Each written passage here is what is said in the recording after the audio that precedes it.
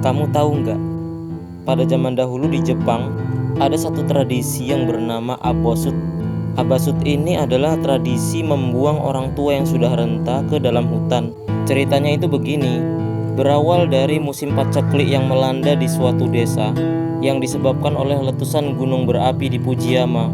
Sehingga demi mengurangi biaya makan sehari-hari, maka salah satu kaisar atau pimpinan di kerajaan Jepang membuat peraturan di pemerintahannya agar masyarakat membuang orang tuanya yang sudah renta ke dalam hutan di kaki Gunung Fujiyama.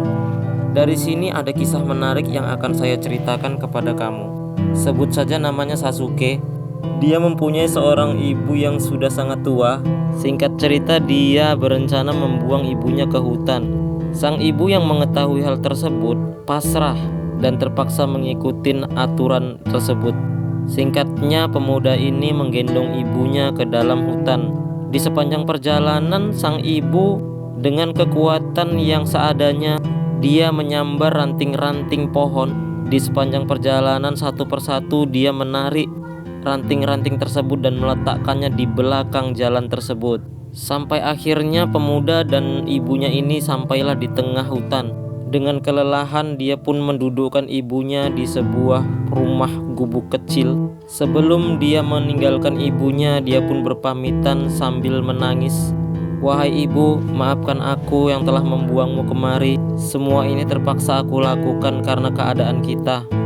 Bukannya menangis, sang ibu pun malah tersenyum. "Wahai anakku, pulanglah. Tadi di sepanjang jalan ibu sempat menarik beberapa ranting sebagai tanda kalau kamu nanti pulang tidak tersesat." Mendengar hal tersebut, pemuda pun langsung menangis terseduh-seduh. Ia langsung memeluk ibunya seraya berkata, "Wahai ibu, maafkan anakmu yang telah berdosa ini. Bagaimana bisa engkau tidak marah kepadaku, malah engkau menunjukkan jalan pulang?" Sang ibu pun berkata, "Wahai anakku, bagaimanapun cobaan yang dilalui di dunia ini bersamamu, ibu akan selalu setia, akan selalu sayang kepadamu. Dan ibu ingin menyaksikan kamu tumbuh dewasa dalam keadaan sukses selalu." Mendengar hal ini, sang pemuda pun tidak jadi membuang ibunya. Dia pun langsung memeluknya dan menggendongnya untuk pulang kembali ke rumahnya.